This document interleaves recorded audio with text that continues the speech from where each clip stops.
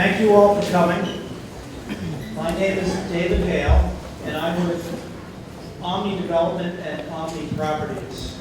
And I'm here with my partners who I will introduce in a bit. But tonight I'm here to talk about a project that my partners and I are proposing in Walpole. It'll be a 300-unit project. There'll be 60 single-family homes and 240 rental apartments. The single-family homes we're calling Cedar Edge, and the rental we're calling Cedar Crossing. So tonight's agenda is first to make some introductions of our team, to provide an overview of the project, to explain the 40B comprehensive permit rules, why it's necessary for Massachusetts to have the comprehensive permit, and what the benefits are, what the region gets out of 40Bs, which is a lot. I'll talk about the effects. Of the project on the community, and answer some questions. And I will say that we will make this PowerPoint presentation available to put on the town's website. So you don't really need to take pictures if you don't want to. I think you can just download it. Does this meeting being recorded and videotaped? The meeting is being recorded, and I believe that you will be able to go to the town's website, and It'll be on our website, it'll be on our YouTube channel. It'll also be broadcast periodically on TV over the next few weeks. Okay, so it's being videotaped, so we can see this program is entirely. yes, Okay, great. which was actually news to me when I got here. So, To let people know if you have any information that they're being recorded. absolutely. So, one of the things that I will say is, I hope you come here with an open mind. You know, I'm here to provide information in a transparent way, and I think you'll see that this project could be beneficial, very beneficial, to the community and a lot of its residents. So, as I said, OMNI Development is the developer. I'm a partner in OMNI Development. We work with model architects. Brent Model is not here tonight, but our civil engineer, Katie from Howard Stein Hudson, is here. We have a great naturalist botanist from Oxbow Associates. He's on vacation, but otherwise he will be here. Traffic engineering is done by Ken Cram from Bayside Engineering.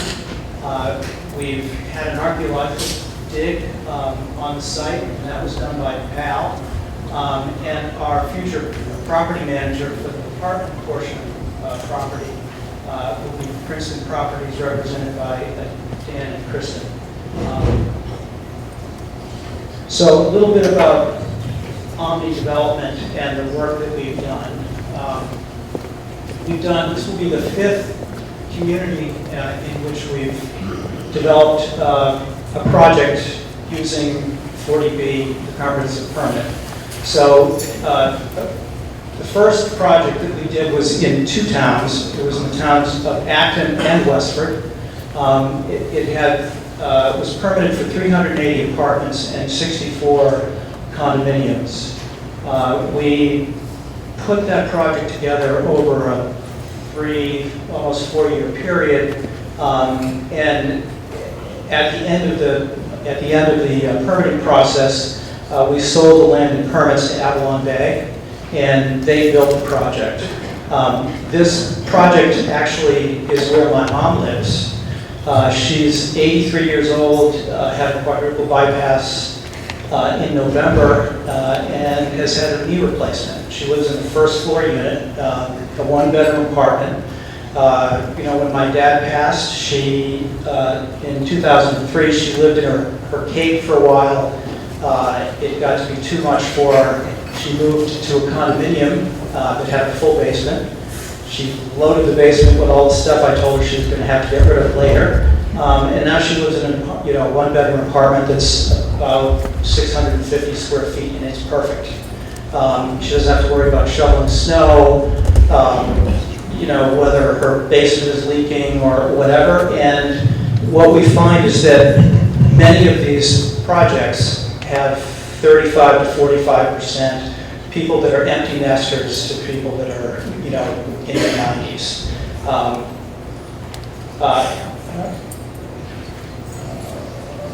not doing so well there. Okay. So this is a project that we did in the town of Tewksbury. It was part of a mixed-use project. Just had 56 rental units.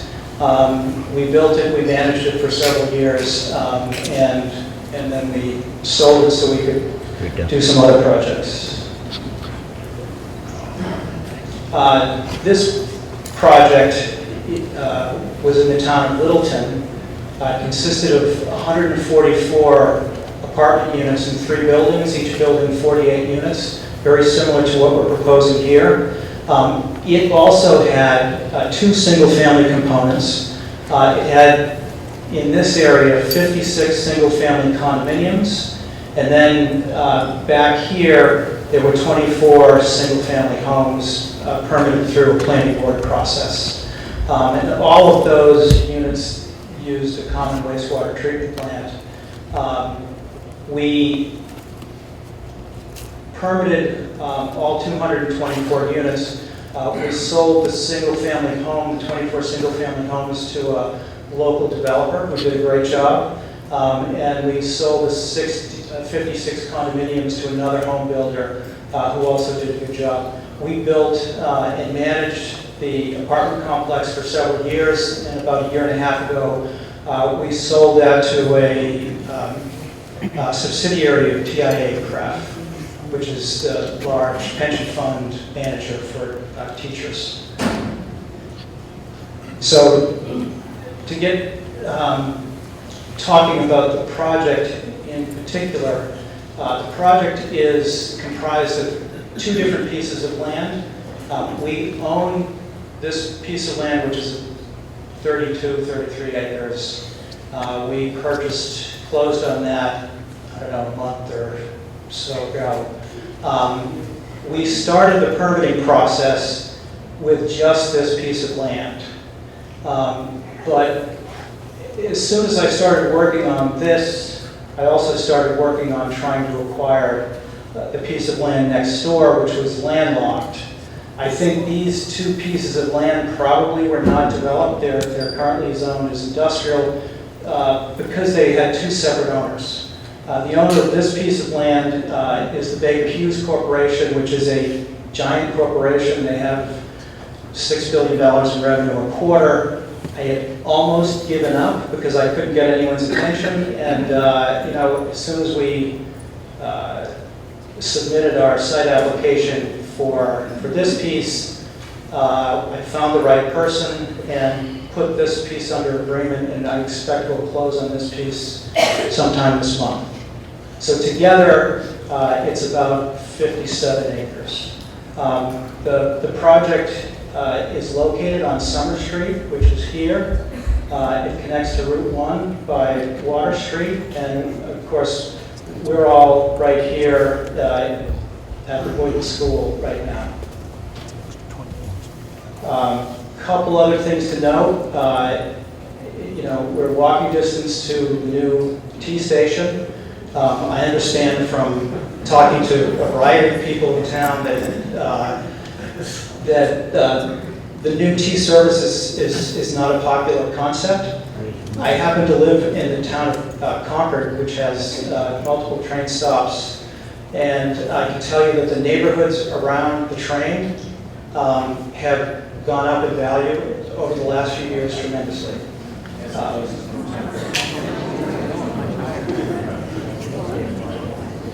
So this piece of land is currently zoned light manufacturing. And under the current zoning rules, we had our engineer put together a plan that complies with the current zoning rules, as we are required to do by mass housing and in the comprehensive permit process. And this plan shows about 400,000 feet of industrial space. So now that there's common ownership between the two pieces of land, certainly something would happen with this piece of land over time. So I think my point there is, you may not love our project, but you might not love this one either. We're not industrial developers. We focus on multifamily and residential development, but somebody would do this at some point.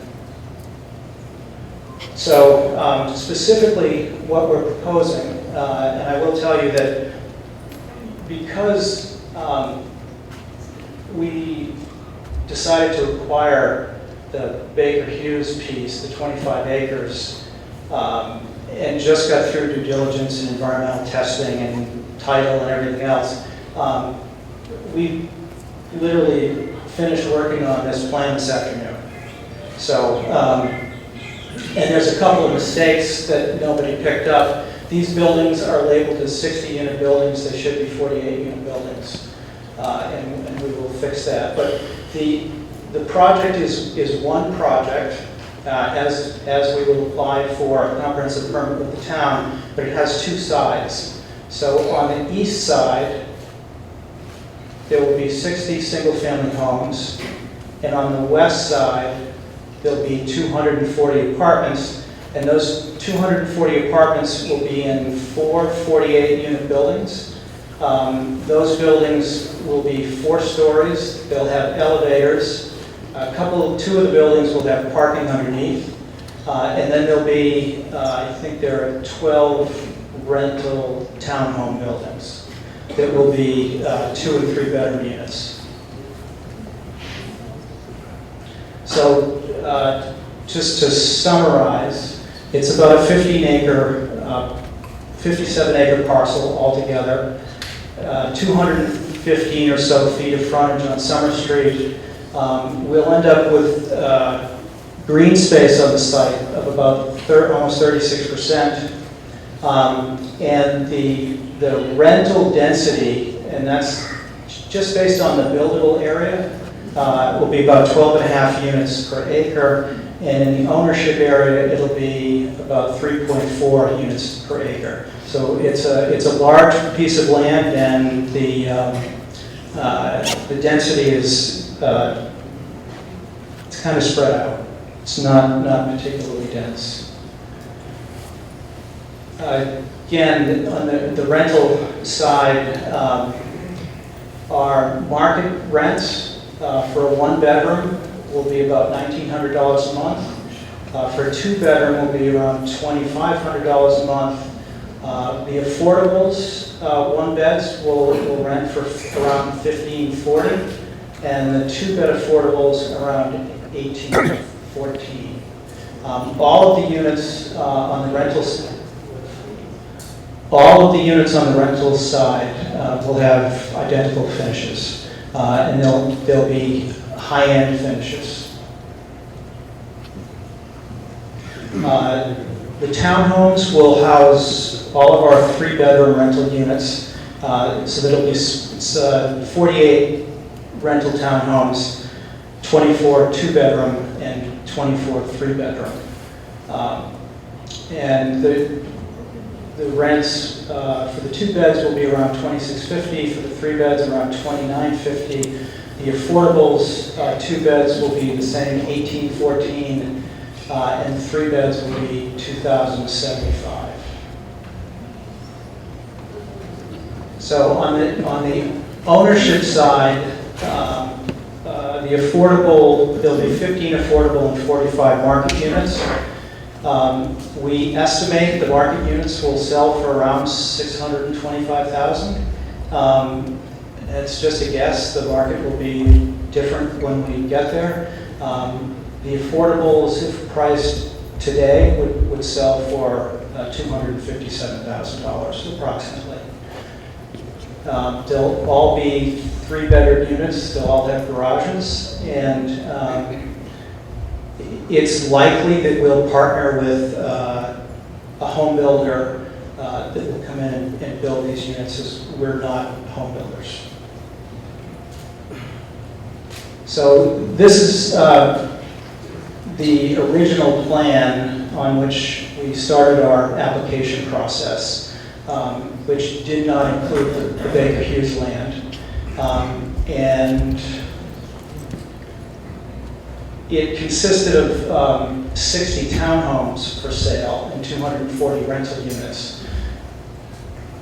And this is what a rendering of that project would have looked like. And since we're not going to build it, you might say, well, why am I showing it?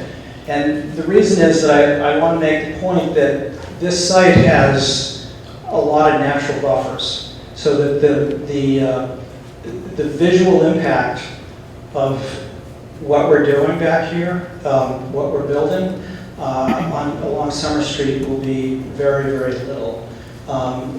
This is a wooded wetland. So this picture shows this would be Summer Street, and this picture shows the abutting properties. So and it gives you an idea that the green space has large trees that will be protected and will be retained. By buying the Baker Hughes property, what we're able to do is take the clubhouse and the pool, which we had thought would go up at the entrance along Summer Street, and move that back here. And we're able to move these 3 buildings back to this area, take this area, which had townhomes, and make these single-family homes, and make this area single-family homes. I think, what I really wanted to show is that this area here is a treed wetland, and will work as a great screen, so that from Summer Street, you're not really going to see any buildings back here. This building, there will be a 48-unit building. It's 4 stories tall. This shows a 5-story tall building, but it's 650 feet back from Summer Street. And so this property gives us an opportunity to really push the impact back, and so it will have very little visual impact. So the reason that we design the properties that we build the way we do, at least on the rental side, is to fit today's demographics. Now this chart you can find in a great document, which is the Town of Walpole's Housing Production Plan. If you haven't read it, it's a really good document. The town did a great job putting it together. So what this shows is population in 2010, 2020, 2030. So what you can see is that in our region, the young population has declined and is projected to continue to decline. There's a little bit of increase in the population for the 25 to 39 group, age group. There's a fair number of single people in that age group, so they're a good market for 1 and 2 bedroom units. The 40 to 64 age group is declining, and the age group that's really increasing is the 65 plus. But to get more granular about it, this within a 10-mile radius shows you, this is the school age population projection from 2019 to 2024. You can see that the daycare age and younger population is above flat.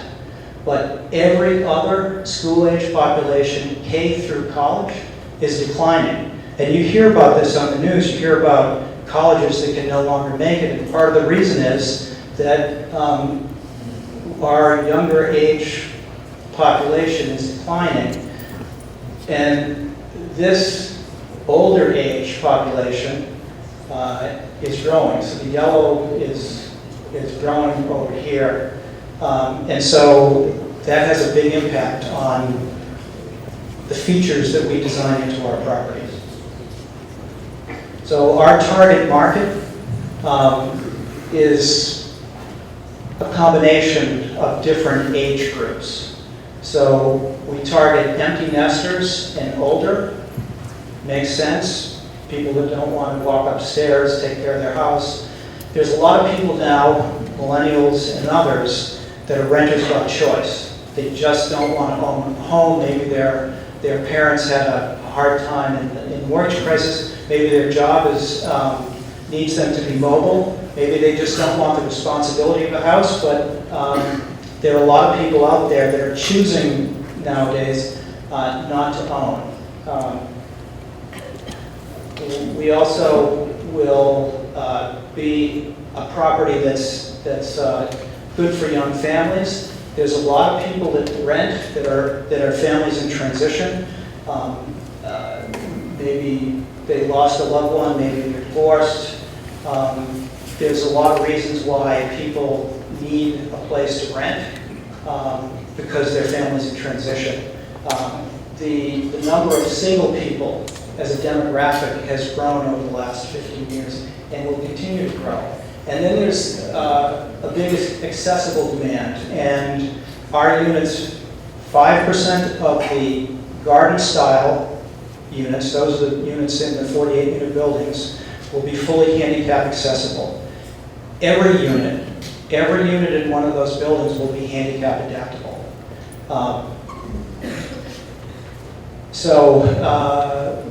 We also offer covered parking, which I think a whole variety of demographics like, and amenities like a pool, clubhouse, dog park, community garden, etc. So let me talk a little bit about 40B, the rules, the need, and the benefits. I'll also talk about where Walpole stands in relation to 40B. So very simply,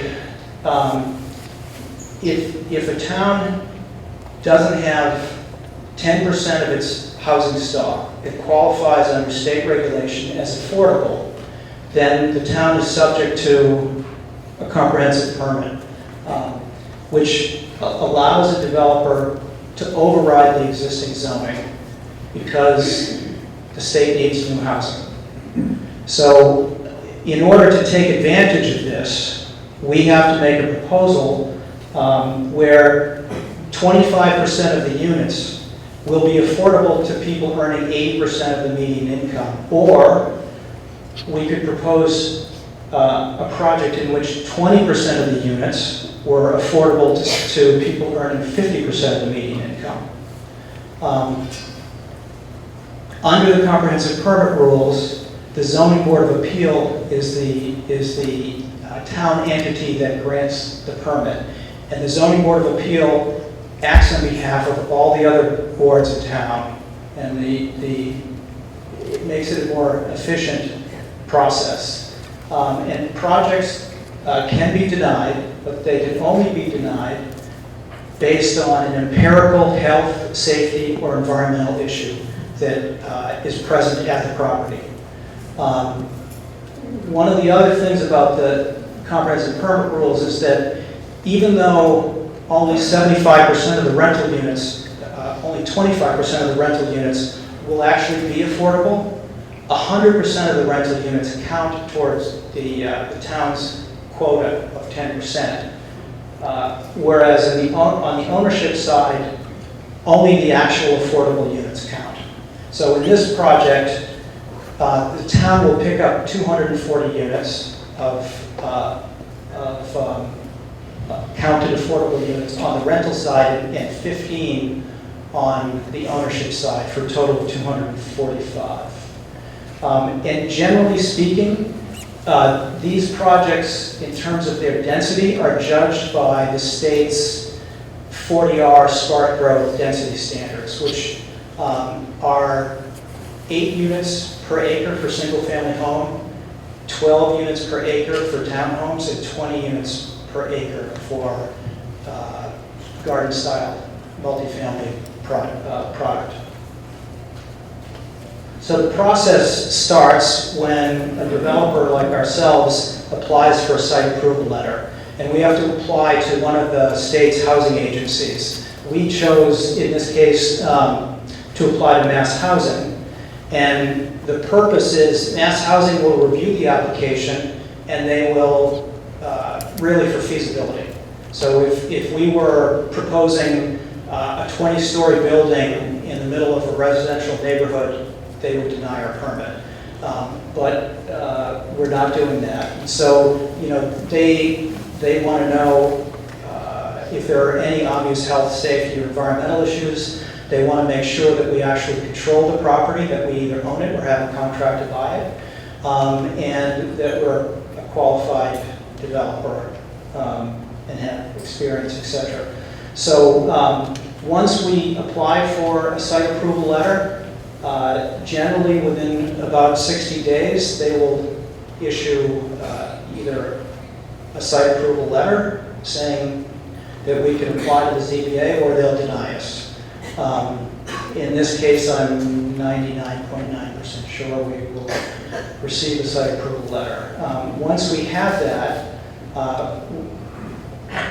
we'll apply to the Zoning Board of Appeal for permits to build a project. Within 30 days of our making an application, the Zoning Board has to open a hearing.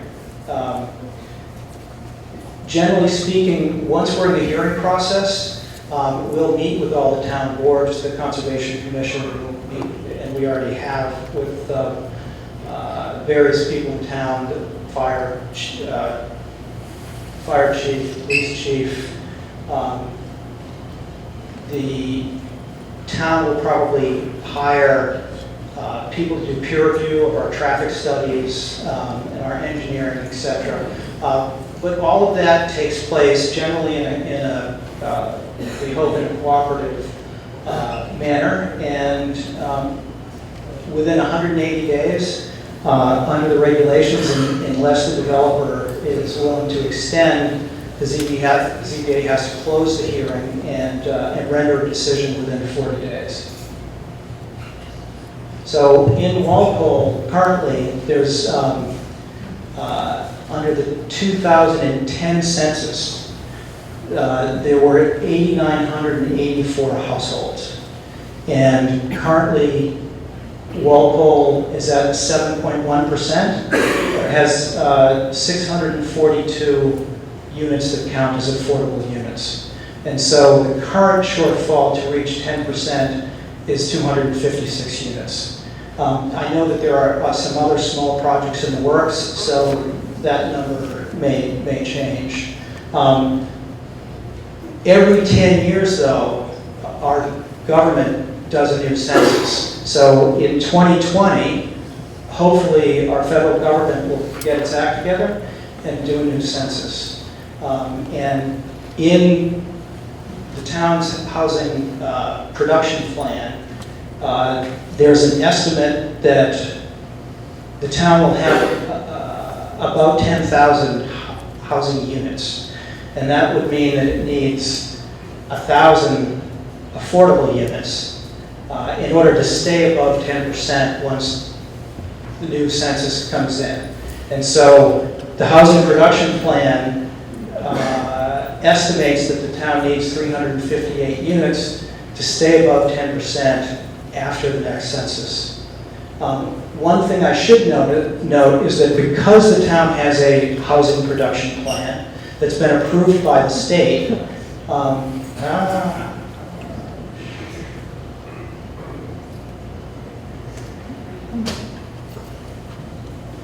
I'm not that good at this.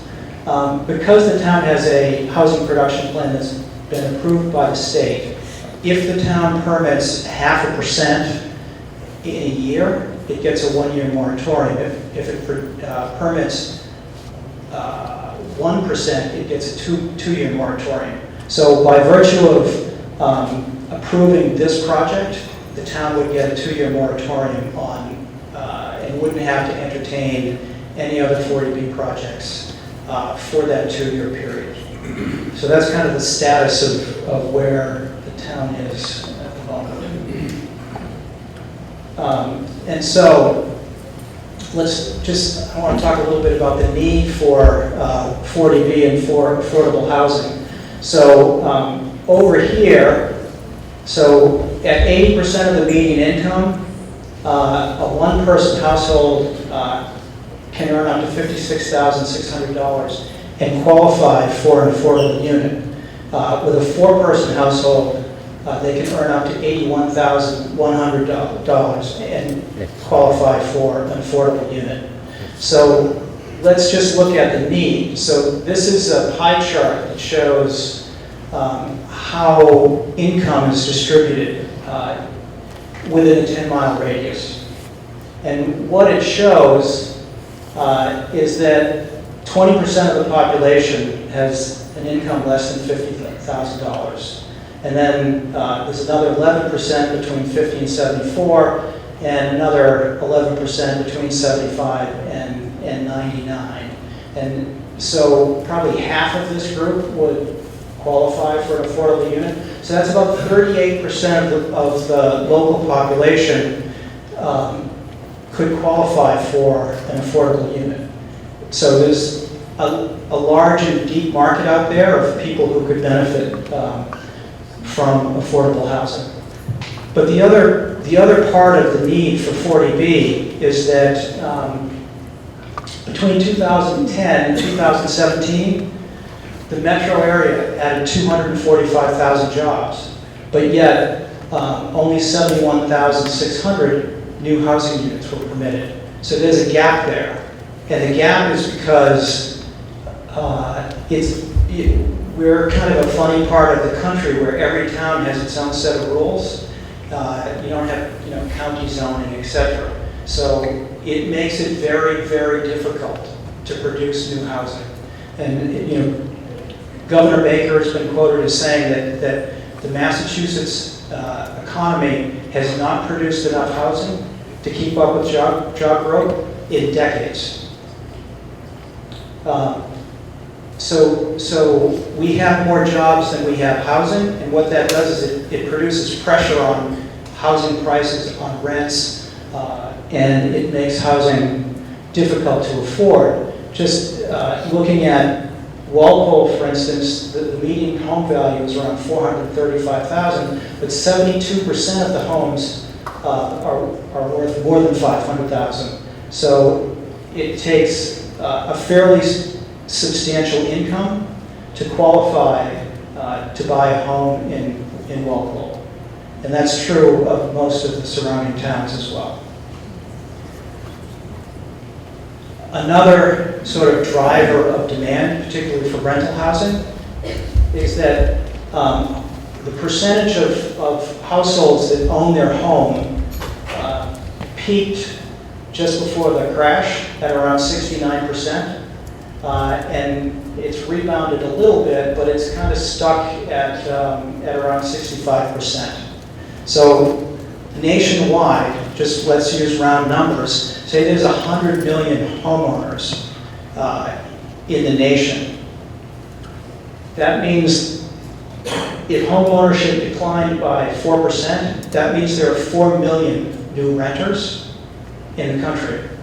And that's why rental housing is absolutely needed in order to fill that demand. So just looking at how 40B has helped our economy, and in fact, in some ways, bailed out our economy. So, and I was looking for more recent numbers, but every study I looked at just referenced these particular, these numbers. So between, I think it was 2002 and 2010, there were 58,000 housing units produced by 40B. 31,000 of them were for low and moderate, and 27,000 market rate. Of that 58,000, 70% were rentals, and the rest were home ownership. And there's also, in addition to providing housing, there's an economic spillover that happens. So between 2000 and 2010, there was $9.25 billion spent on construction on 40B projects. That created 48,000 jobs. And every one of those units, whether it's a rental or a homeowner, comes with a real estate tax bill. And the people that live there pay sales tax. And they also pay excise tax. Now, the excise tax goes to the town that the resident is in. But probably the most important thing is that companies can now come to Massachusetts and stay in Massachusetts instead of going to Texas, which is a great job generator because they have lax zoning and lots of housing. So another side benefit of 40Bs is that they encourage greener housing. So denser housing is greener housing. Land is a precious resource not to be wasted, and denser housing uses less land. It also encourages smaller homes that have a lower carbon footprint. They use less heat, electricity, and water, and typically they're built to a higher efficiency standard. Mass housing will require us to get some kind of an Energy Star or some sort of a green rating, whether it's through the National Home Builders Association, or there's a bunch of them. But what they do is they provide empirical goals for how you construct your building so that it's green. It's going to be here for 100 years, so it makes sense to try and do it right up front.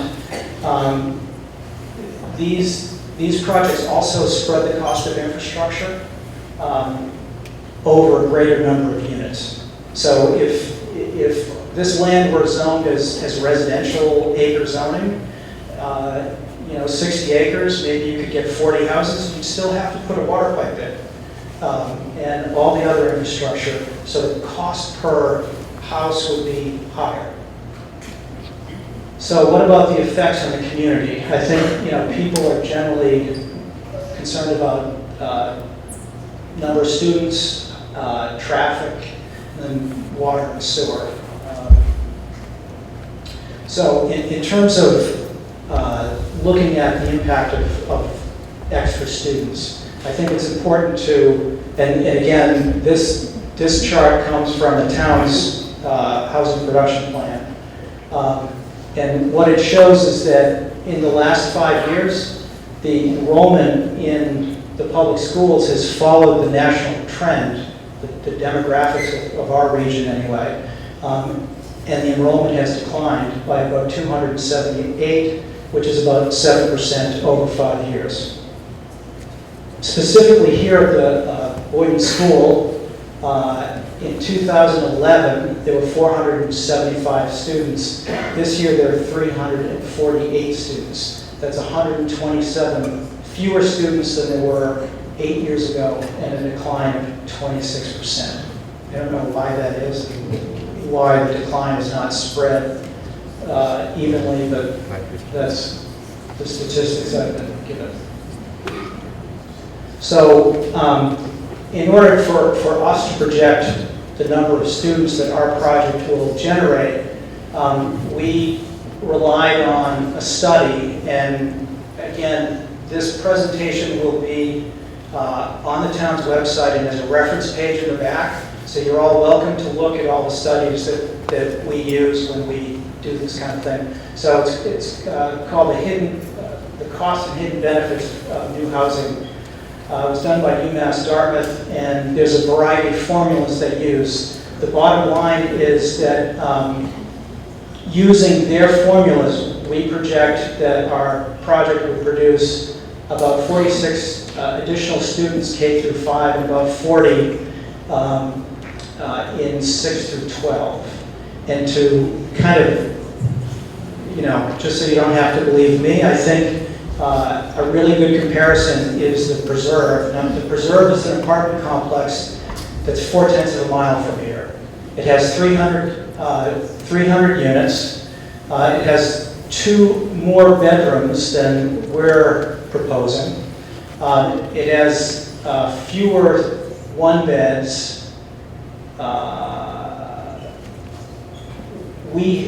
So we have more one-beds. We have less 2-beds, and we have more 3-beds. But the first year that the Preserve opened, there were 94 students. I've been told by a person who worked for the bus company that over time, that number has gone down as the demographic trend has gone down. I don't know what that number is today. I have asked for it, but I don't know.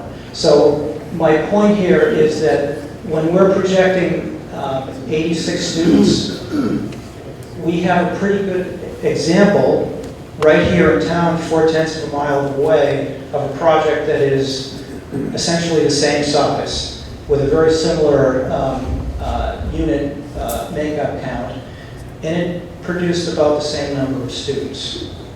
So it's not an exact science. That number will fluctuate over time with circumstances and demographics, but relative to the decline in the enrollment in the public schools, I don't think this doesn't seem like much of a burden.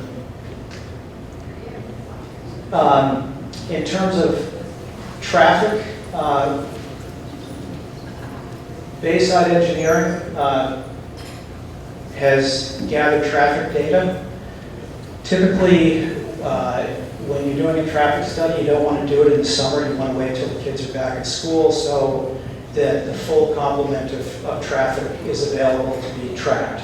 So they did their traffic counts on September 11th and 12th, and they looked at a number of different intersections: Summer Street, Winter Street, Main Street, Summer Street, Ponset, Washington, and Route 1 and North Street and Water Street. So I think they took a fairly wide scope. Their traffic study will include, they'll look at crash data, trip generation, trip distribution, which way the cars will go, east or west, north or south. They'll look at the public transportation options. And importantly, we've been asked, and we'll look at the walking route from our site, from Summer Street General to this school, to see if there's some safety improvements that could be made. One thing that we do know is that the sight lines at this location are terrific. Both the intersection sight distance and the stop-in sight distance are quite good. When you're here, you can see to this corner or to this corner, and when you come around this corner on Summer Street toward the site, you can see what will be our intersection of our driveway for 500 feet, and similarly, when you make this turn, you'll be able to see our driveway here as well. In terms of trip generation, what we anticipate is that in the morning peak hour, we'll generate 136 new trips, and in the evening peak hour, 176 trips. So in terms of water and sewer, we anticipate that our units will use about 60 gallons per day per bedroom. And to kind of check on that,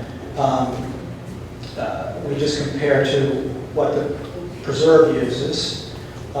They used 35,000 gallons a day in 2008, which happened to be 61 gallons per day. And so, given the number of bedrooms that we have, we'll use about almost 35,000 gallons of water a day. And we've been told that the town's domestic water and sewer capacity is sufficient to handle this growth and growth in general. And that concludes my presentation. I'm happy to answer questions.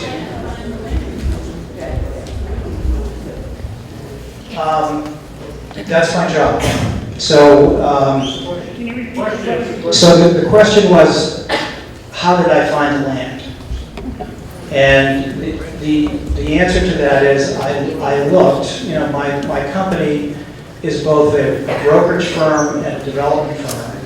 And so, you know, we get CoStar and other databases of the property for sale. And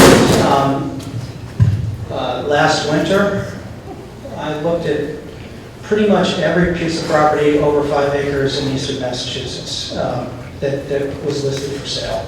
And I came across the 34-acre piece, and I immediately fell in love with it. I think it's a fabulous piece of land. It's in a great neighborhood. I think people will love living there. It has everything. It's walking distance to a train. It's beautiful. It'll have lots of green space. Yes, sir. I have a few questions on this topic that's going on all the time. Is the prison population included in the affordable housing state? Prison population. That's way above my pay grade. Okay, I will repeat the question. The question was, is the prison population included in the population of the state? And I would say, in general, I don't really know the answer to that, but I do know that I don't think they would be counted as households. So, Affordable housing.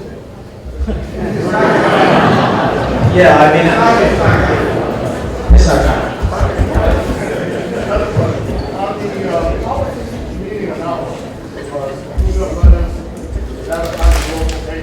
So we were asked to. So the question was how was this advertised? And the answer is that we've had several meetings with the town officials, town department heads, and we were asked to do this meeting voluntarily, which of course we said we would, and we were asked to do a mailer to all the people in South Walpole, and the town agreed to announce this meeting on their website and to put out sandwich boards, and that's how this came about. And why don't I take some? Can I go back to the preserve?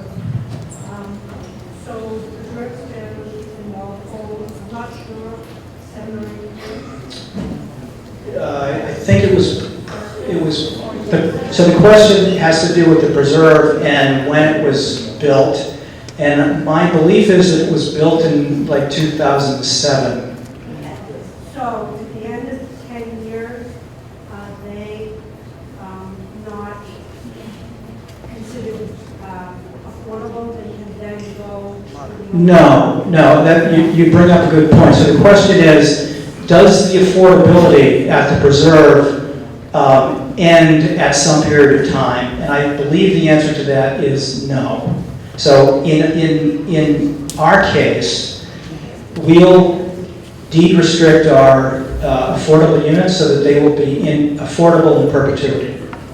And typically, in the case of the preserve, Mass Housing financed that project with loans, tax credits, etc. I'm sure that they insisted on a very long term on the affordability. Is there some place you can check that? You know, you can probably do so the question was, is there some place that you could check that? And I would say you could do a record search of the Registry of Deeds. There's probably a deed restriction recorded. There's also typically an affordability agreement that's signed during this process, and it's probably in there. All of these are public record, and so you can find them. But I can tell you that our affordable units will be restricted in perpetuity as to their affordability. Yes, sir. Well, you next. I'm next? Yes. Yes. On your plan, a couple of questions about environmental protection. As you know, the Baker Hughes site is contaminated for many years. In fact, what is that pond directly behind your site is contaminated. There's no thing. And my question is, how does that impact your ability to build if we're going to be contaminated? Sure. So the question. Children there becomes quite critical, especially with them I have another question. Why answer that one and I'll come back? Yeah, so the first question was, first a statement that the Baker Hughes property, which used to be Bird Machining, which is on the east side of the tracks, is a contaminated site. It has been remediated, but I think it's still not workable for a residential use. And so when we found somebody at Baker Hughes who was willing to talk to us about selling this piece, we obviously needed to do our homework. So we've done both soil testing and groundwater testing on our site and found that it would work for residential use, that there was no real contamination issue through the testing that we've done. And we have heard from some neighbors that this part, Baker Hughes, I think the total land that they own is 147 acres, but that the part that on the west side of the tracks was really not used in their manufacturing process. And we did a bunch of test pits, a bunch of soil testing, and I would not be buying it if I wasn't very, very comfortable that I wasn't going to have liability going forward. And, okay.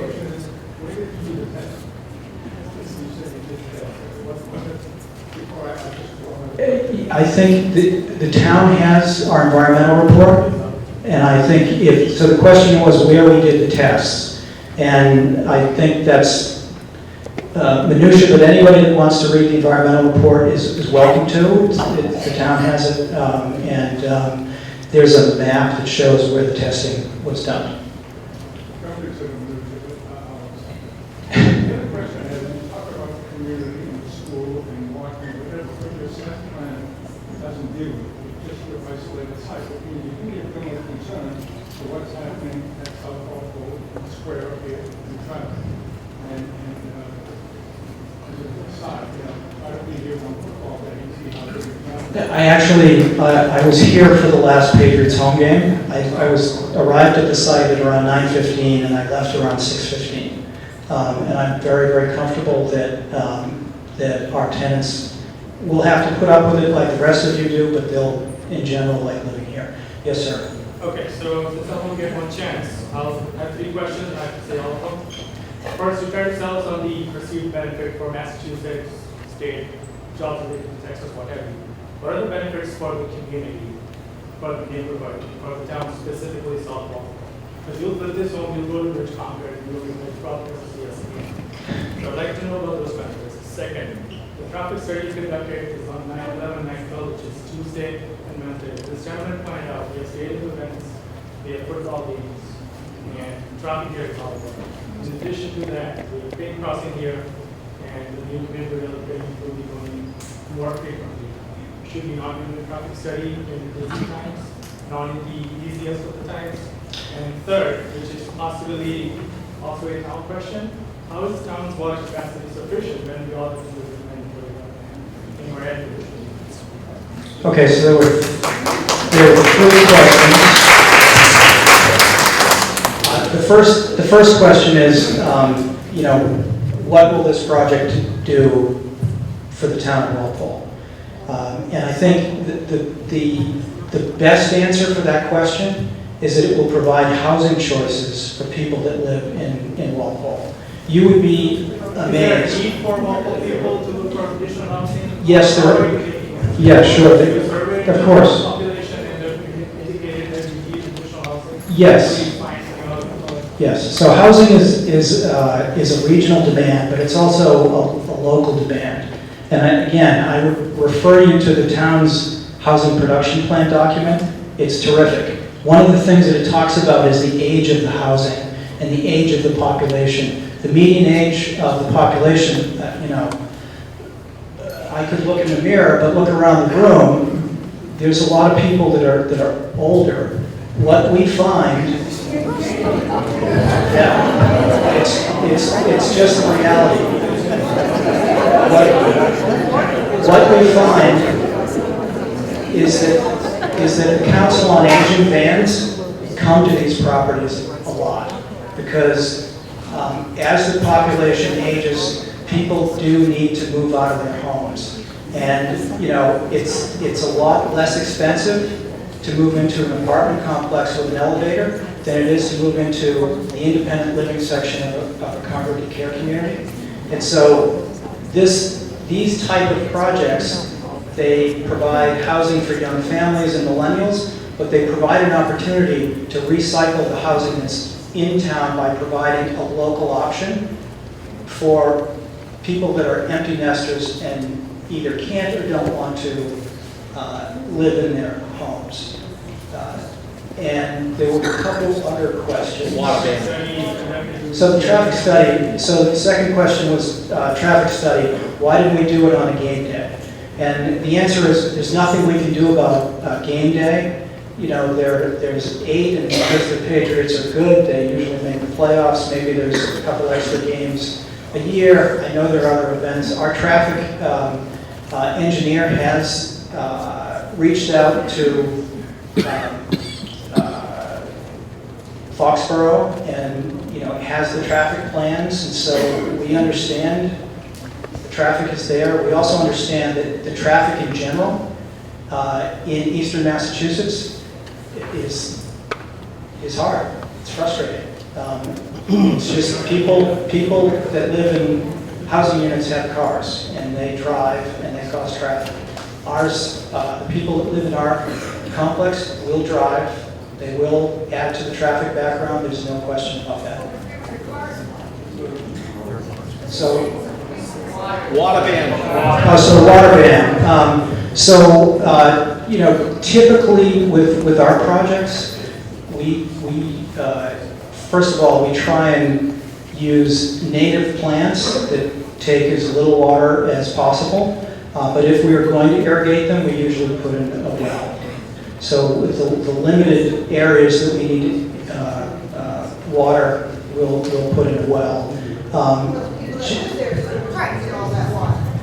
So almost every community in eastern Massachusetts has a water, an enforceable water ban. It's part of DEP trying to manage the water resource, because the water resource isn't just Walpole. It's a regional water resource that needs to be managed for everyone.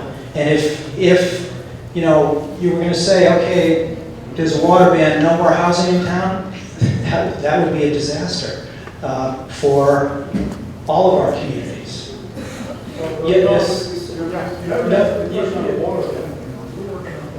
Yeah, but what happens when the wells don't produce? Then you have to decide if you have to correct?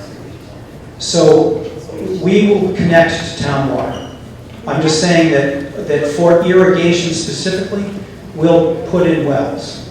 And we won't irrigate very much. Our goal is to irrigate and use as little water as possible. And our multifamily housing water use will be much less than the average single-family home. I will admit I am not a geologist or a water expert. I know that we'll qualify for a permit in this regard. Yes, sir. Yeah, sir. I called on someone else. A lot of people back here. Look. Look at all the people raising their hands. There are other people who have questions. At any stage, did you sit down with the town of Walpole, the design review group, or the planning board, in relation to a subdivision from the start? Did you sit down with the town? So I've had several meetings with the town, not with the planning board, but as we go through the zoning board of appeal process, there will be back and forth. So that regards the subdivision from the out. So that's not what I do. No. No. So I hope that's a couple of small questions. The board machinery land you bought, does that include the pond? No. So The craft organization looked at the parcel of land you bought and decided the contamination was too close to that parcel of land. I have no knowledge of what the Crafts did or didn't do. You know, my job is to. And regards to water, our pressure in the water system is the lowest it's ever been in the town of Walpole.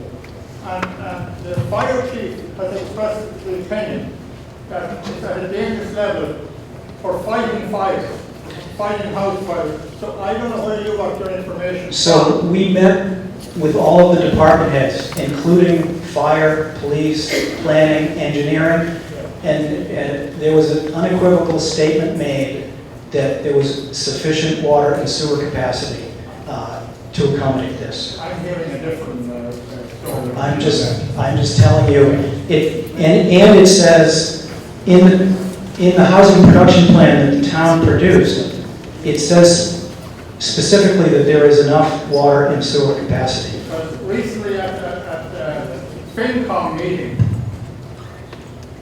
the water and sewer come before the FinCom with a view to hooking up to the MBRA. Now, who's right, who's wrong?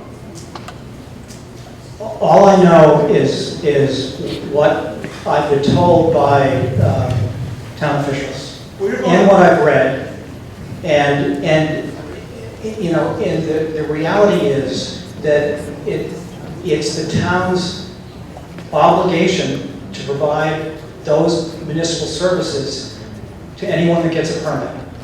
I'm going to say something, and I hope that we're going to wake up one morning in the town of Walpole, and there won't be water in the front of the house.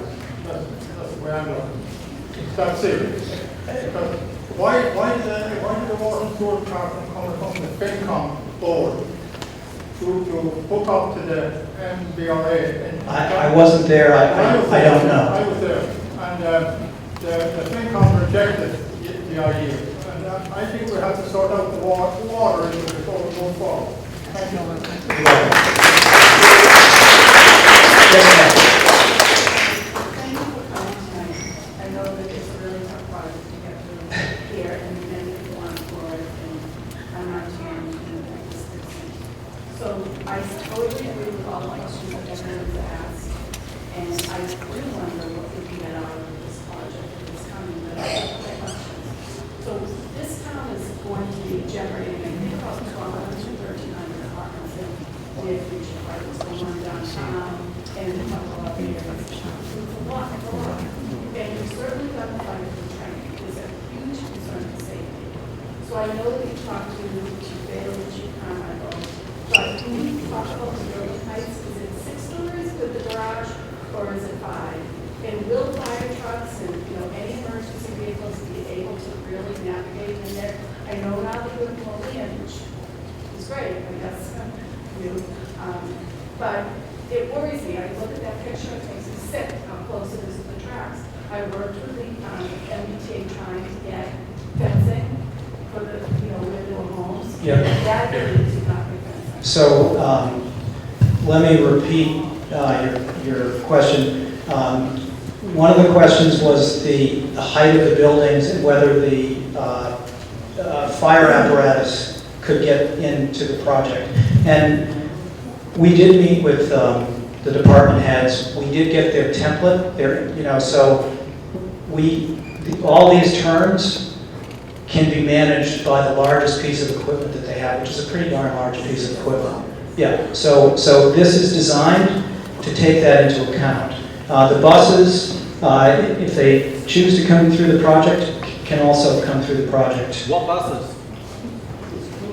School buses. If that, that's a town decision, it's not ours, but we designed this so that in this portion of the project, the school buses can come in. I know that they won't come in if there's a cul-de-sac. So they won't come into this section, but they could come in here. These are currently designed as 4-story buildings. 2 of them are over parking, and 2 of them have surface parking. So they're totally reachable with the fire safety equipment that the town already has. And you have 4 stories included in the garage, or 4 stories plus the 1 story in the garage? so the 4 stories plus the garage. Excuse me, can we have a microphone for people asking the question, because people would like to hear what people have to say, statements people have to say. Yeah, so I mean, I don't- people want to hear other than your refined answer to the question. I think if people could either pass the microphone or come up and ask the question. it has a cord. They don't have to come up and ask the question, So- so everybody hears what Sure. you have to say. I'm just saying, just to make it so there's no Yep. question.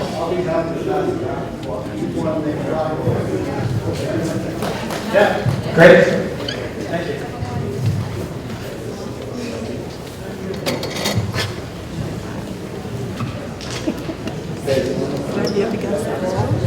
Hi, so I have 3 different questions. So the first piece is, I wasn't clear from any renderings from my vantage point.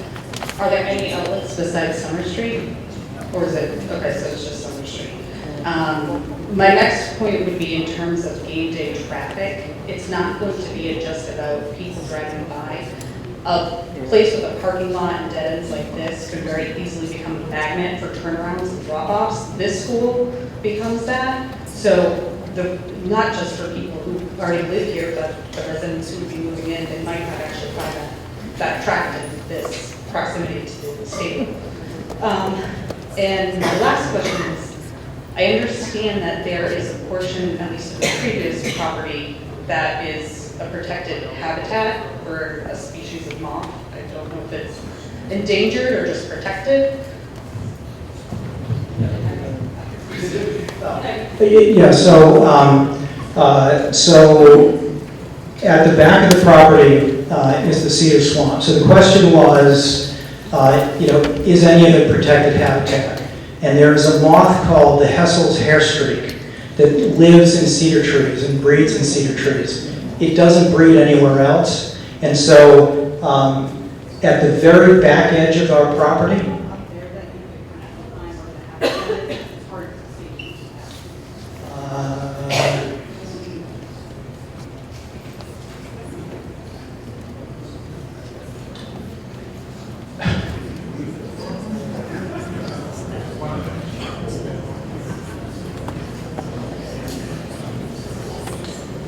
okay.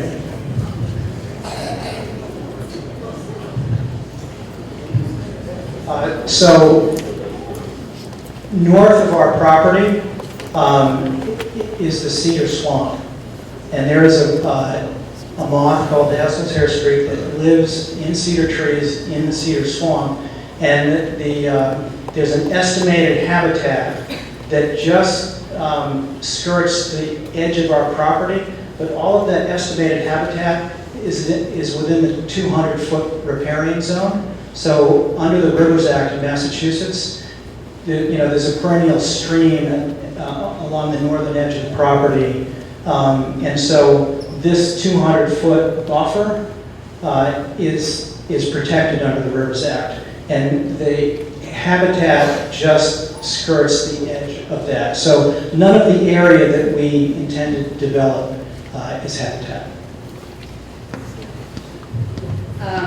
So my understanding, though, is regardless, you will be required to get a waiver from the Natural Heritage and Endangered Species Program. So it is not certain that it can be built as is, despite. So before we buy any property, we do a lot of due diligence, including hiring one of the state's best known biologists.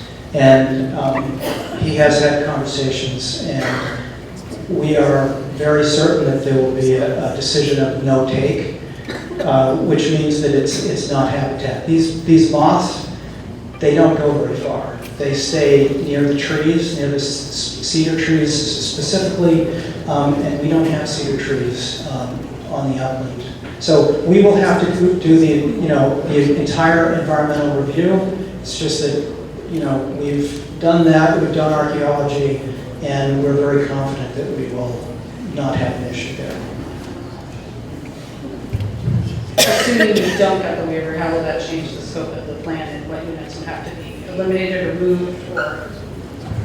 Well, I'm not planning on that. Honestly, it's far enough away from whatever we're building that I'm 99% sure that it's not an issue.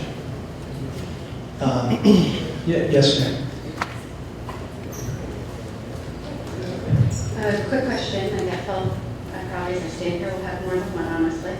The traffic study was done on 9/11, 9/12. You mentioned that these units will be very popular for walking distance on the train. Will this traffic study be repeated once the train really begins running through? I think that has a major impact. And when you say 46 more students avoided, in the town of Walpole, parents have to pay for busing. That area parents would have to pay, so those students are most likely to walk, which again is another 50 students crossing those train tracks to walk to school. So that is a concern of that traffic study being repeated once the train comes through town.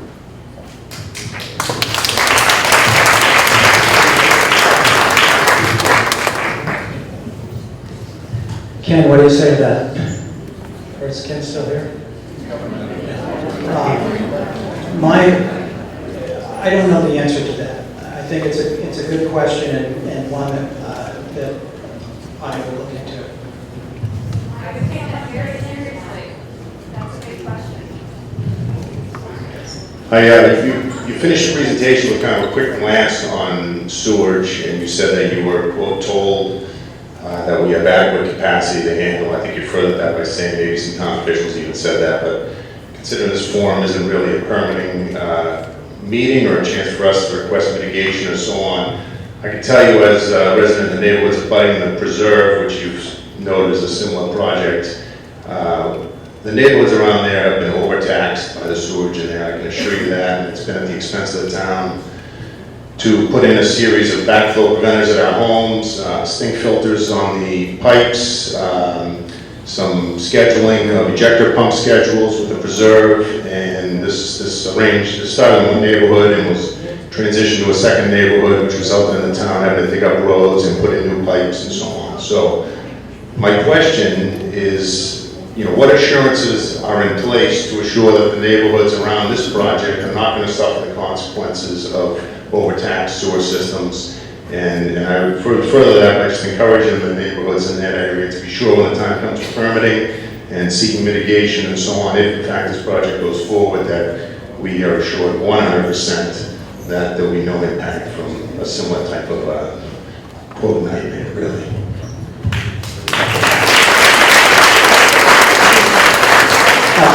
Thank you for your question. One thing that has not happened is all the engineering for this project has not been done. The way that the comprehensive permit rules work,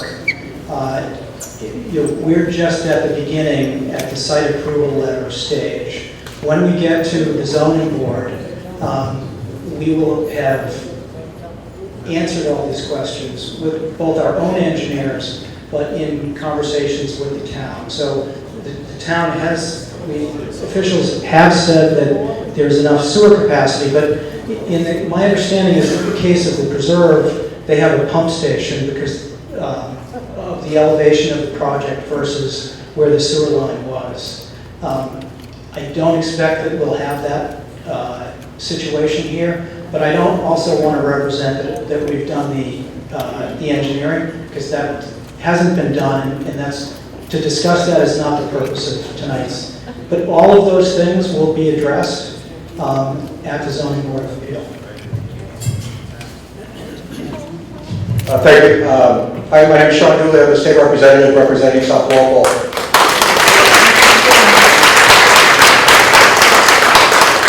in all due respect, I just want to go on record that I'm opposed to this project, and I will do everything to work with these people to minimize the impact.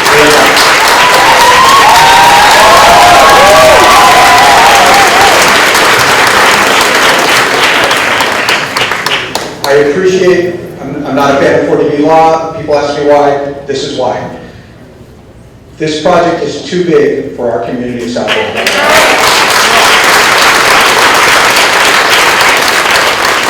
I'm not against development. I'm not against smart development. I always get a little bothered by the altruistic, oh, we're doing this for humanity and the green environment and for the poor people. It's done for profit. That's the reason it's done. I appreciate it. That's what capitalist society, that's what it's for. But just one second. And so I just want everyone here to know is that what we need to do is band together. We need to work together. We need to continue to have meetings like this, you know, on-site, off-site, wherever, and make sure that we're active throughout this process. It's not a done deal. It still has to go through Mass Housing, it's DHCD, and through the Zoning Board of Appeals for the town. There's a lot that we can do to minimize the impact on our community. And I think it's very, very important. It's great that we have this many people here tonight, but it's important that we stay involved and continue to stay together and really make sure we fine-tune our message and let the town fathers and the town officials and the state know every single thing that we can and do everything we can to minimize this development. 40B is a tough law. It runs roughshod over local zoning. You have to have a 25-foot setback, they don't. That's why it's a bad law. But the reality is it's there, it ain't getting overturned, unfortunately. I'm trying. But if we stay together and we really work, and work with the developer. I'm not saying you're the enemy. I'm just saying this is our community, this is important, and we can't have it, and I appreciate all the studies and everything like that. You say 46 kids are coming into Boynton. If it ends up being 120, it's not like you're kicking in any extra money to build a new classroom. I mean, if all of a sudden, or all 46 of those kids are in 2 grades, it's still our density of our classroom. So all of these things, we need to really, really work together as a community to make sure we have as much information as possible and are able to put forth as many of our positive ideas as possible. So, sorry to hijack the meeting, but thank you.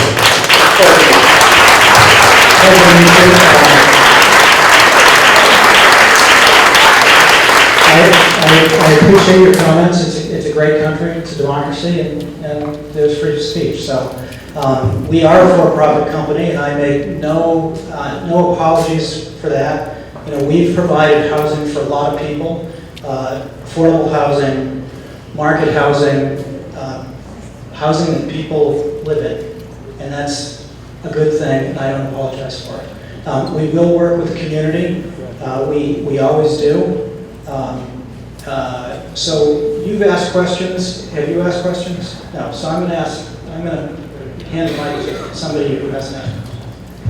It's great to talk about the job, your project being complete. We've all lived through construction projects. Have you looked at what the construction is going to do to South Walpole in that area? And what is the duration of the construction? That's a good question. So one of the things I really liked about this site is that it's what's called a balanced site, which means that we won't be importing a bunch of material and we won't be exporting a bunch of material. So there will be construction vehicles that come and go from the site, but you know, some construction projects, there's a big hill they got to take down to build it, and so they have to export a lot or they have to fill in a hole. We're not going to have that issue, but it will be disruptive. There's no way to build something without having some disruptions. I apologize for it in advance in terms of how long it'll take. It'll probably take 9 months to a year to get through this process with local and state permits, and the apartment side of the project probably will take 2 years to build. The single-family home side, I think, will be driven by demand at the time. in terms of how fast those can be built. Hi, and thank you. My question pertains to your financing of the project. I'm assuming you're not self-financing it. I'm assuming either you go on bank, private equity, or you're a representative group that pools investments for building up the project. And obviously, we could very well hit a real estate downturn in the time period where you actually may sell unit one, or by the time you sell half the units, and a lot of things can happen. So as a community, I want to make sure that everything goes forward, and no matter what happens, this gets built and it gets permitted, and you start construction. What assurances can you give us that you will have the financing or the private equity or whatever you need in place so that the project does not have completed or abandoned? Another good question. So we will finance this project with outside equity, our own equity, and with loan commitments from banks. We do a lot of banking with Enterprise Bank. This loan will be too big for them to do on their own, so they'll put a club together. And before we start construction, we'll have a loan commitment that guarantees that they'll provide funding until it's complete. So we will not start construction unless we have a loan that's fully committed through completion. Well, thank you for taking the time to be here this evening. There's still a lot of questions on the school as far as the budget. As you know, it's probably the largest single line item as far as the town education and what happens if we have 100 children. Not to mention we may have some special needs in the mix. The other thing as far as the infrastructure, as far as the MWRA and water, I don't think that hasn't been addressed to my satisfaction. You said it was the town's responsibility to provide water and sewer to developers. And I think that we have to look back, if we tie in the MWRA, it's not a simple process. I came from a town that had that problem, and you have to go back and make back payments in order to tie in. Right now we've had the problems with the, most of our water is groundwater. Sure. So, to address the water issue, there are big fees that the town charges for water connections. If we get approved and we pay those fees, then there's an obligation on the part of the town to deliver water, just like there is to your home and everyone else's home here. If the town had no water, there would be a moratorium on hookups or something, and I wouldn't be here tonight. Water hookups will not be a problem. So, you know, you might not be happy that our tenants will use water, but they will. They're going to have a sink, a shower, a dishwasher, and they're going to use water. And we're going to be under the law, we will be enabled to hook up just like anyone else. And I you know, there's nothing else I can say about the water issue. That I think is the fact. Well, just before closing, I think it is a problem. I don't mean to dominate this because I've been through this in the other town. There is a cost involved, and it's going to be on our shoulders, the taxpayers, the people who live here now. The other thing is that with these developers, and my experience has been, and you can ask this gentleman here, that they develop the lands and then they sell it. So they're not here in the long term. If you ask them the 5 or 6 properties that they developed, how many they actually own now. So that's very important because I've seen turnovers on these properties. They promise everything and then they leave. We're stuck with a bag of, well, they won't say that, we're on television. And the other thing is just, how long is as far as the 40B, how long do the people get the affordable housing? How many years? Is it indefinitely, 10 years? So I have answered that question. So the affordable units will be affordable in perpetuity. That generally means forever.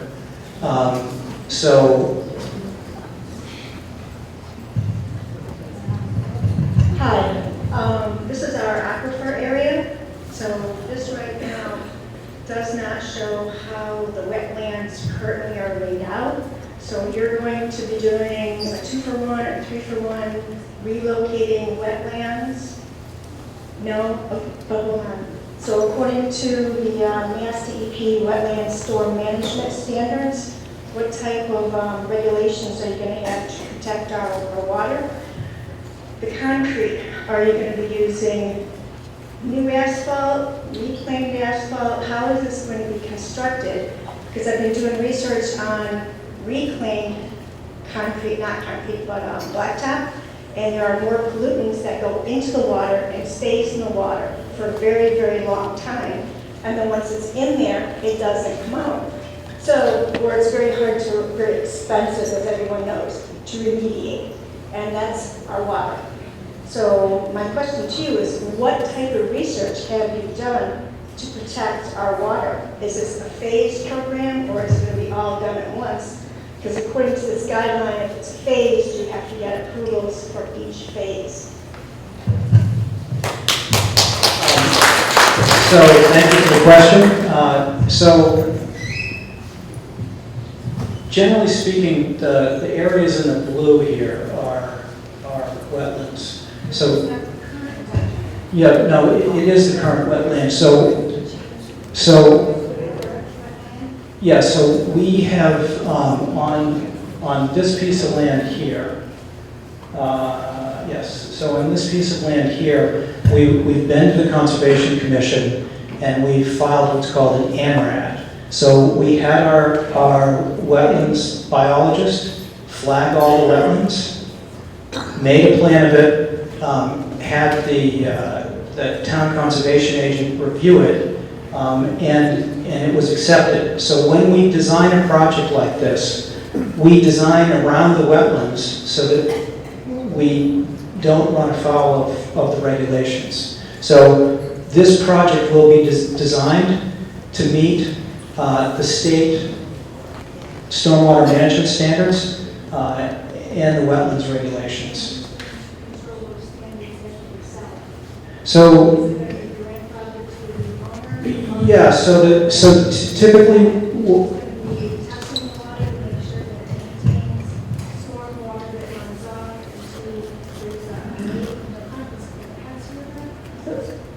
Neponset River, yes. So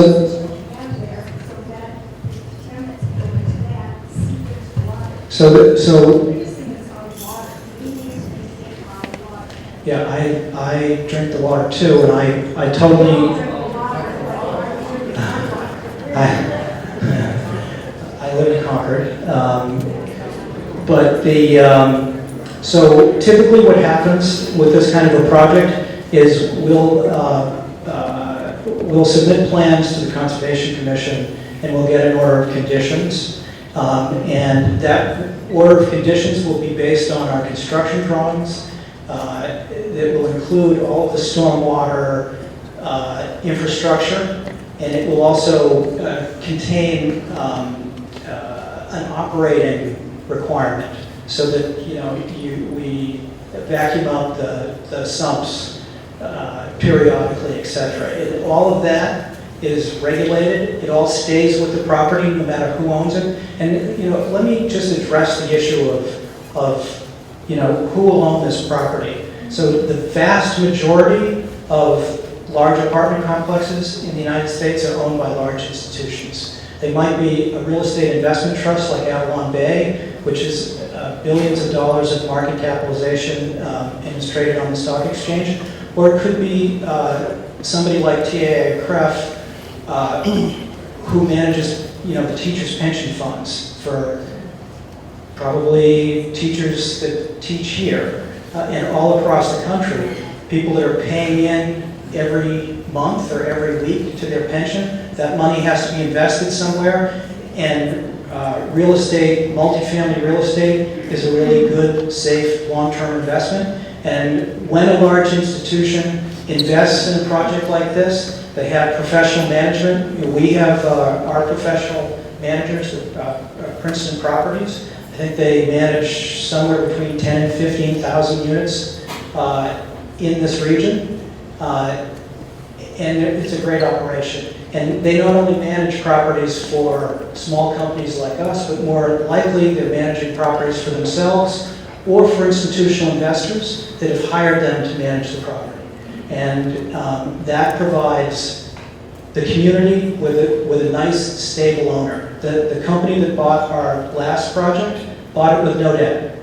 It's just pension fund cash that they invest because they collect the rent and it helps them pay people's pension. And so I think that the concern about who owns the property 10 years from now is honestly a misplaced concern. It's about our neighborhood, it's not about who owns it and gets paid, it's about our neighborhood. Hi. So I think we've had a lot of stuff happen here in South Walpole, like the train, stuff like that we didn't really ask for. I feel like you're a little bit annoyed when people are asking questions. It's coming across that way. You said two things. The entrance, you have one entrance, right? So there's not an entrance that's going to come over on 1A, on the opposite side. So say we have a hurricane and a tree falls and there's a fire in there and our police force and fire department can't get in there. How is it? I'm not done yet. How's that? Secondly, we talked about the contamination. I'm really passionate about it for a lot of reasons. I lost my mother to cancer when I was 2.5. I've watched friends pass away that are my age. I've seen kids in this neighborhood in South Walpole. I can't tell you how many kids came through this school with cancer. So that is a huge issue.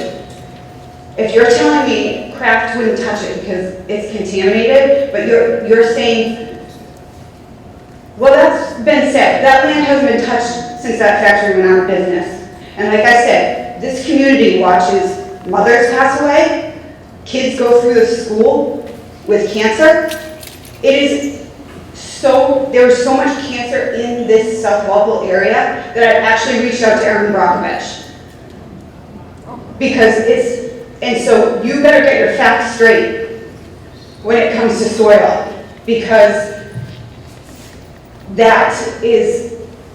it's not like you're taking in consideration to anyone's safety, especially saying you have one entrance. There should be one on the other side as well, so at least police and fire can get in there if there's a tree falls and every building in there is on fire. There needs to be a better way to get in and out of there.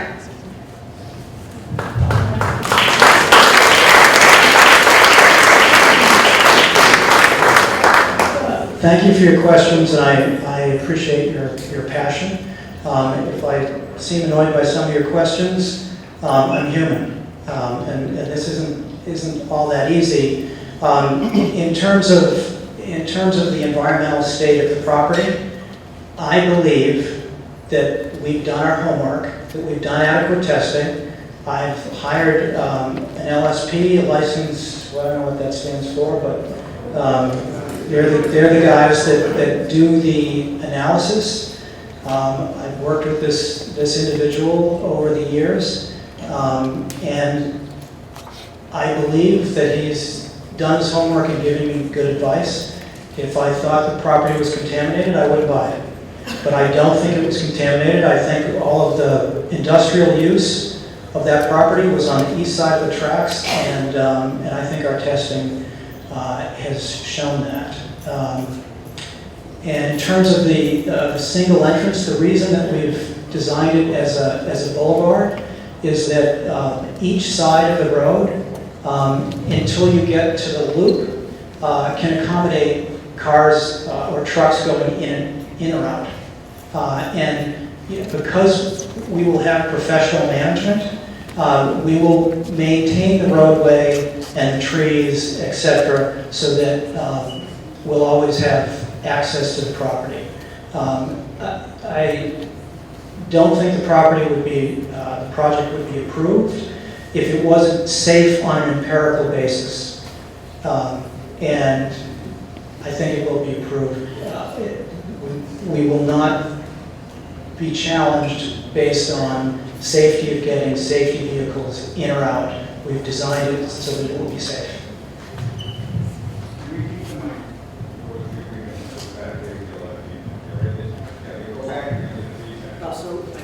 Want me to come forward?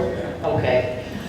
I'm afraid you're in a tough position because now we have another about 4 or 5 projects going on Walpole. And I moved to Walpole about 8 years ago from Boston, and I love this town. I love the small townness aspect of it. I love the greenery, I love the people. You know, it's a real nice town. But the one thing I don't want to see is have it become so developed. Each year, I'm a pensioner, I pay more taxes, and I'm concerned about infrastructure. And as I say, I think your timing, unfortunately, is that we have all of a sudden all kinds of stuff going on. I just moved out of Boston, and every place that has been developed has been overpriced. I couldn't move back to Boston if I wanted to. And I don't want this to happen to Walpole. So I wish you luck. I just think the project's a little too big for us.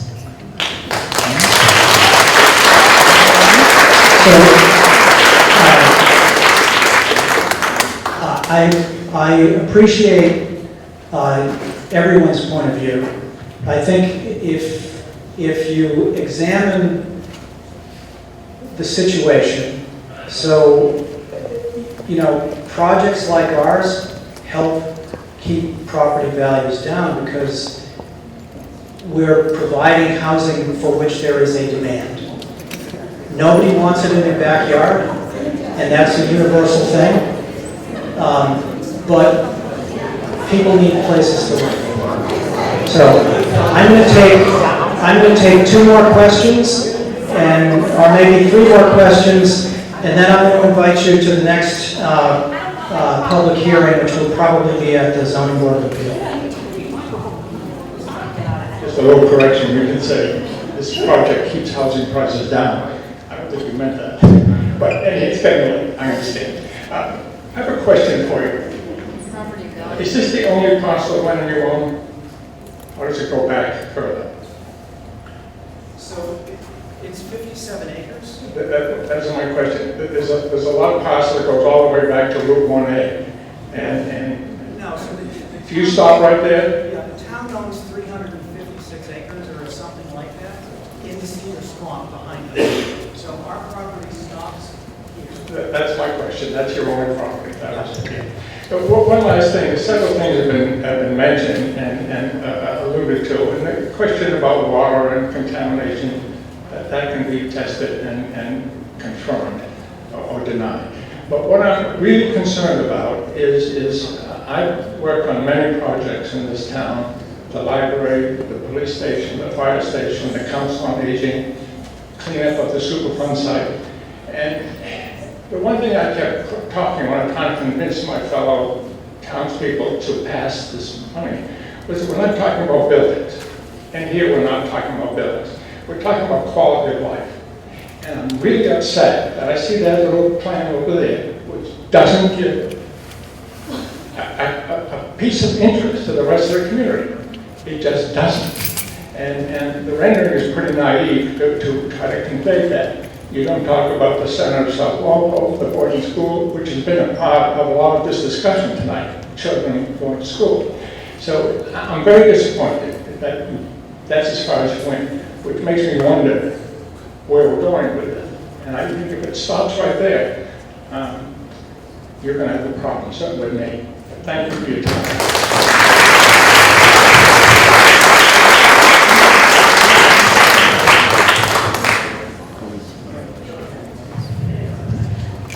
You may have addressed this, I came in a little late. I'm curious to know, you spoke about having meetings with the town and certain officials, and I'm curious to know when did those meetings take place? What was the timeline of those meetings, and who did you meet with, and when?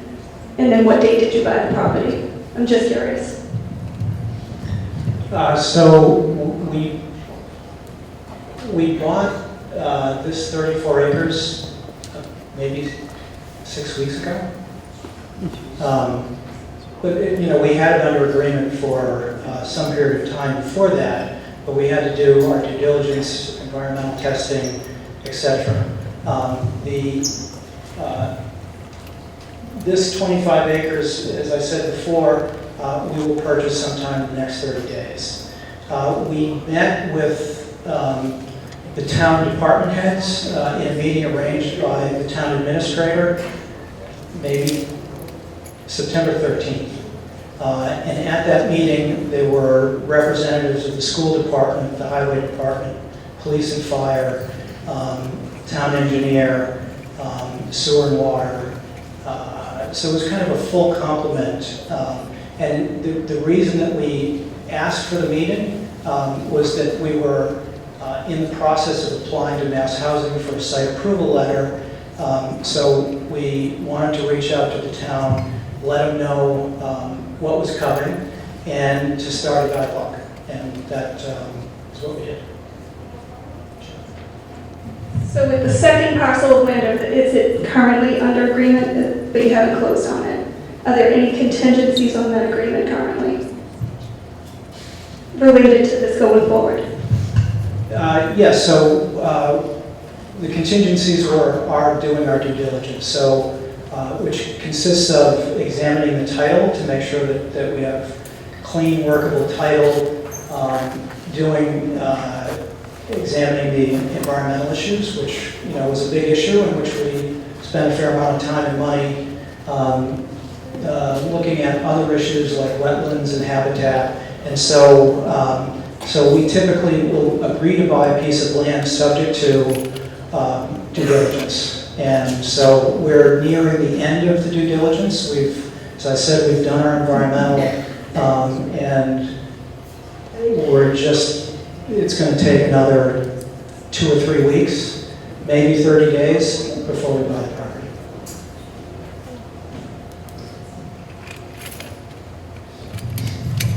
You had projected 86 students added to the school system to start.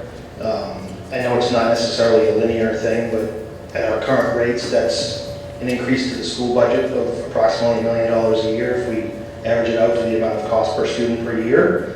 I know you can't project now what your tax bill is going to be or anything like that based on the improved property.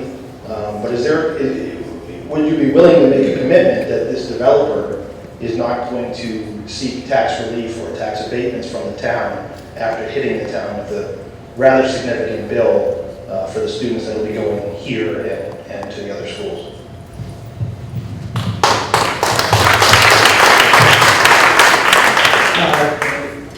So I can't think of a time that we've asked for an abatement.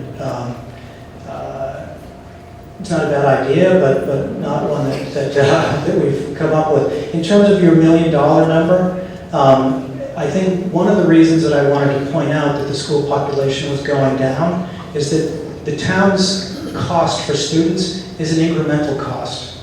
So what is the cost of one extra student? If you're not building a new building, if you're not adding a teacher, you're providing bus service. Some of the people pay for bus services. So if you go to our, find this presentation on the website and you read some of the studies, one of the things that they point out is that the incremental cost, the extra cost of servicing that extra student is actually quite low.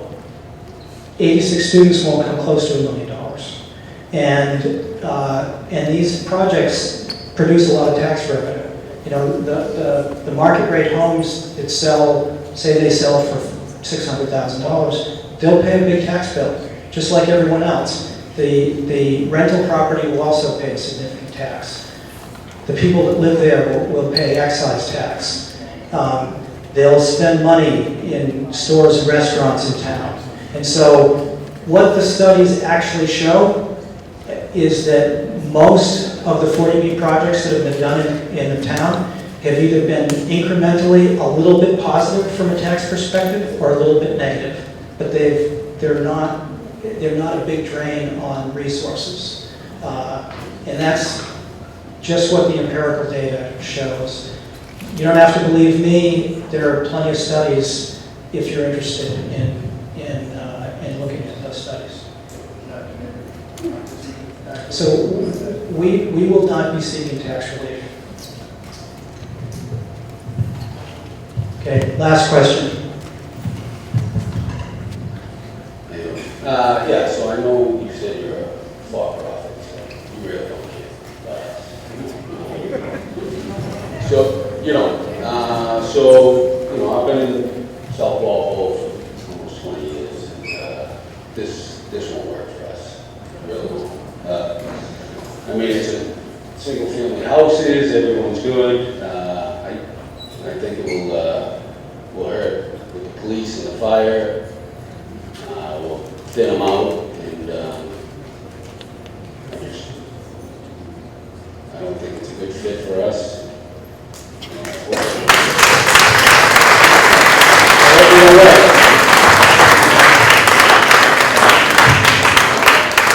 As I said, I appreciate everyone's point of view.